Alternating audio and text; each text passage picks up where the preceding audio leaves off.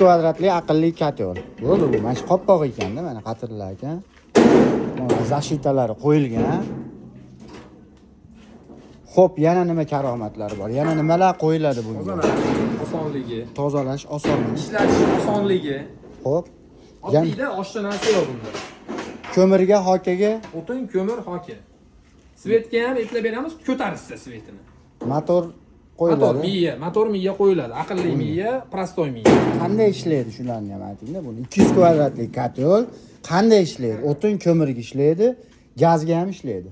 Yo'q, gazga Gazga bunga ishlaydi. katta gaz kerak. Gazga eplab olmay qolsa O'tin, kerak. ko'mirga ishlaydi. O'tin, ko'mirga ishlaydi. Endi so'rashsa svetga ham qo'yib beryapmiz.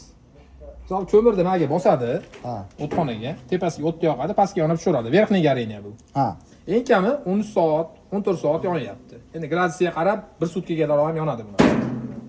Yana nimalarini aytamiz? Shu mana ventilyatori bor. Ventilyatori ma'lum gradusga yetganda o'chadi. Bu kotolga boshqa joydan havo kirmaydi, kotol o'zi o'chadi. Ha. Keyin gradusdan tushib ketgandan keyin yana ventilyator qo'shadi, gradus ko'tarib beraveradi. Ishlaydi kotol. Ichki sistemalari nima buni? Qanaqa nimalari bor? Sistemalar zo'rli, qalin. Ha. Qalin listdan bo'lgan, polniy, palasa, mayda shunda hamma yo'qligicha. Hamma yo'q, qalin. Endi xizmat uzoqroq bo'lsin deyishda maqsad. Sifati, garantiyasi necha yildan beri qilinyapti bu? Sifati xudo xolasa behijolat. Buni eng kami 8 yildan beri qilamiz. Ha. Tajriba bor, behijolat.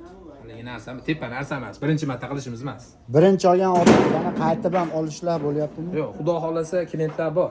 Oladi. Doimiy olib keladigan odamlar bor. Narxi necha pul qilib beramiz buni? Narxini 7,5 millionga chiqarib beraveramiz. Komplekt 7,5 million.